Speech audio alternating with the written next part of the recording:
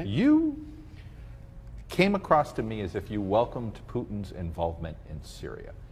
You said it was sort of like you saw very little downside. Why? I'll tell you what, I am somebody that, and you know I've been saying this to you for a long time, I want our military to be beyond anything, no contest. And technologically, most importantly, because you're getting now, militaries have to be technologically advanced, so we probably have a big advantage. We do have a big advantage of that. But we are going to get bogged down in Syria. If you look at what happened with the Soviet Union in Afghanistan, that's when they went bankrupt. They went bankrupt. They were there so long, so you fought think so hard. You think Putin's going to get suckered into They're going to get bogged down. Everybody that's touched the Middle East, they've gotten bogged down. Now, Putin wants to go in. Putin does not want ISIS. I know they haven't hit him as hard as they should be hitting him because they're hitting Assad. They're hitting people we've trained. Excuse me. They're hitting people.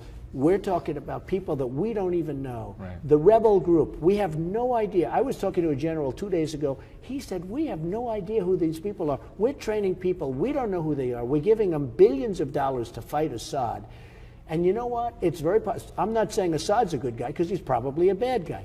But I've watched him interviewed many times. And you can make the case, if you look at Libya, look what we did there. Mm-hmm. It's a mess. If you look at Saddam Hussein with Iraq, look what we did there. It's a mess.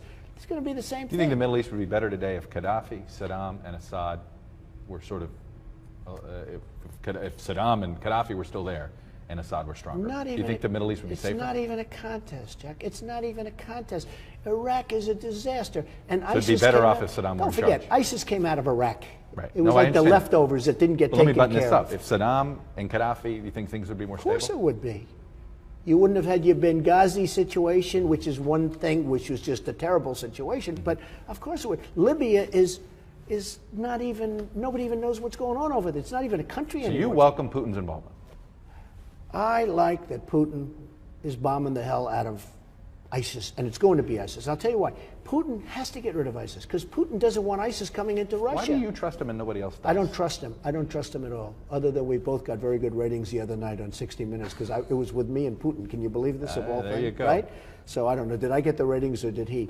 But the truth is, it's not a question of trust. I don't want to see the United States. We've spent $2 trillion in Iraq, probably $1 trillion in Afghanistan. We're in there. We're destroying our country. We owe $19 trillion. We're bogged down. Russia was bogged down in Afghanistan, meaning the Soviet Union. It broke up the Soviet Union. They're going to get bogged down. You watch. As sure as you're sitting there, and I'm the one that said don't do. So you would Chuck, retreat. I said don't do Iraq. You would pull out of what we're doing in Syria No, right I'd now. sit back and this is not usually me talking, Yeah. okay? Because I'm very proactive, Right. as you probably know. I know. But I would sit back and let's see what's going on. Here's the problem to what you're saying in Syria. Mm-hmm. We are fighting Assad, and we're fighting for people and helping people that we don't even know who they are. And they may be worse than Assad. They may be worse, okay? They may be worse. And if Assad never happened, if you didn't have a problem in Syria, you wouldn't have the migration. You wouldn't be talking about all of these countries with what's going on in Europe. And now they're talking about taking 200,000 people that we don't even know who they are and bringing them to the United States. The whole thing is ridiculous. So I'm not justifying Putin. But you watch. He'll get bogged down there. He'll be there. He'll spend a fortune. He'll be begging to get out. Everybody that's gone to the Middle East has had nothing but problems. So President Trump, you're going to make our footprint in the Middle East smaller. Well, if you remember, number one, in 03, 04, I didn't want to be there. But if you get in office in 17, you're shrinking the footprint. I wanted to take the oil, okay? Right. I wanted to take the oil. You know who has the oil now? Iran has the oil. ISIS has the oil. You know who the biggest customer of the oil is? China.